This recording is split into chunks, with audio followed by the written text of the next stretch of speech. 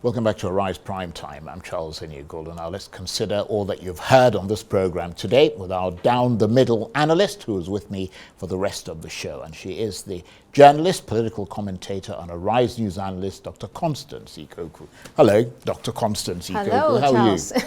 Very well, thanks. Nice to see you again. Yeah. Let's jump straight into it. We're talking with Professor Jibrin Ibrahim about this merger idea, whether it's good or whether it's going to be scuppered by egos. What do you reckon? I mean, his was a brilliant summation of the occurrences so far.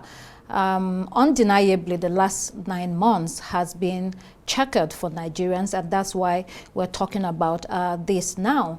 I mean, people are discussing having a counterforce to the ruling party because you do not want to have a one-party state, and then in the next elections, you don't want every other person to be totally crippled, and then you're unable to mount a solid opposition to the ruling party. So it's a good discussion to be had.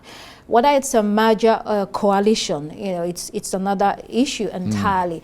A merger is, of course, different from a coalition. A merger means that they merge into one entity, so their certificate of registration from INEC will be withdrawn and they will be given a new one. And coalition is a bit different. They still remain separate legal entities, but they discuss their terms of coming together to pursue one goal, and then they decide and then go from there. Which would you recommend for them?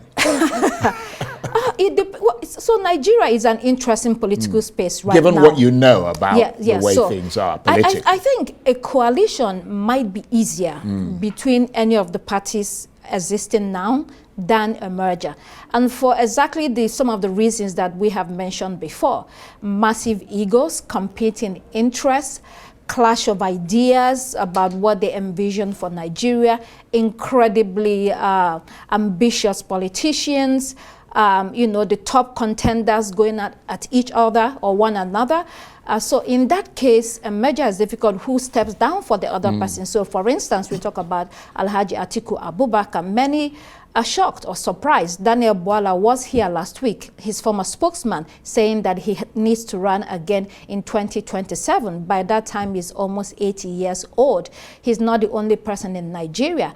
And then you talk about the other drawbacks within the party. Who within the Labour Party, for instance, want to do a merger with the PDP? Because one of the reasons why in the February 2023 elections, a lot of people flocked to the Labour Party was because they thought the APC and the PDP were jaded, did not have the right solutions for Nigeria, and they wanted to see a fresh face that was less tainted, so to speak. So that would be more difficult for them. A coalition, it also depends on who and who you're talking about. The NNPP, do you see that they want to work with Labour Party?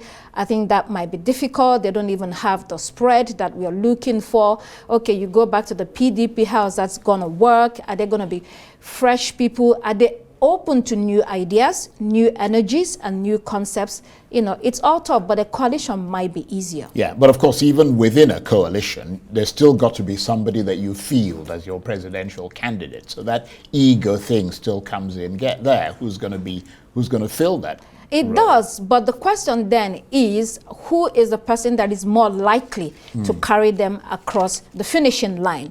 Is it going to be the old and tired politicians, or is it, you know, somebody, new faces that people feel like they bring something different to the table? I mean, people are already fed up with the existing political parties. So of course, Labour, which is relatively new, you know, on the block. So I think it will depend strongly on who comes out. So, for instance, Peter Obi is 62 now, so he has age on his side. Kwankwanso is about 67, I think. He has a little bit of age on his side. So new people might emerge as well, because this is a long time. I mean, this is 2023, we're talking about 2027. A lot of dynamics, things might change, and we will be definitely seeing fresh faces. Yeah, it all sounds very interesting and also exciting, to be fair, because, I mean, it just consolidates the two-party system, doesn't it? And makes it, you know, makes them almost equal fighters in a battle. But let's move away from that to the real key issues in this country, which are issues of development. Anambra State, we just saw the Commissioner for Industries there, Christian Udechukwu, who is clearly recognizing that they're struggling with the economic crisis that's affecting the rest of Nigeria, but putting forward some very clear plans and ideas about what they hope to do and what they're doing to achieve that. Yeah, I was listening and it all sounded nice and shiny and like they have a plan. And so they are proceeding with that plan. The only thing is that, well, it's important to have a plan and to execute, that. The only thing is that for some observers, there might be a note of caution, but not only Anambra State, all the states and even the federal government. There is a tendency to give priority to short-term gains over long-term gains. And what do I mean by that? So they begin to neglect environmental and social considerations in the chase for money and financing and funding and development. So I'll give you an instance. Globally, Africa emits only 2 or 3% of the carbon emissions due to energy source and industrial sources. But climate change affects us immensely. So what this tells us is that we see Europe and America and the developed world. So we know the negative impacts already of their so-called development. It means that when we are running our own development policies, environmental considerations should be front and center because this is going to affect us. Okay, you're building industrial parks, there is deforestation, there is air quality, pollution of your waterways, blasting of the ground, because you're looking for solid minerals. All these things we have to be careful and take note, because you do not want to destroy the whole environment while you're here, for the future generation that are coming forward. Yeah, so in everything that we do, it's important that we create jobs, it's important that we develop economically, but that should go side by side with environmental considerations. So it needs to be a green approach. Whatever you do, it's got to be infused with that green sense. Exactly. So for instance, who wants to live... And even the cars they're building. Exactly. And so on. Who wants to live in a city that is highly polluted air-wise? Who wants to live in a city that is chaotic with noise and everything? If it's not a livable city, take Lagos for instance.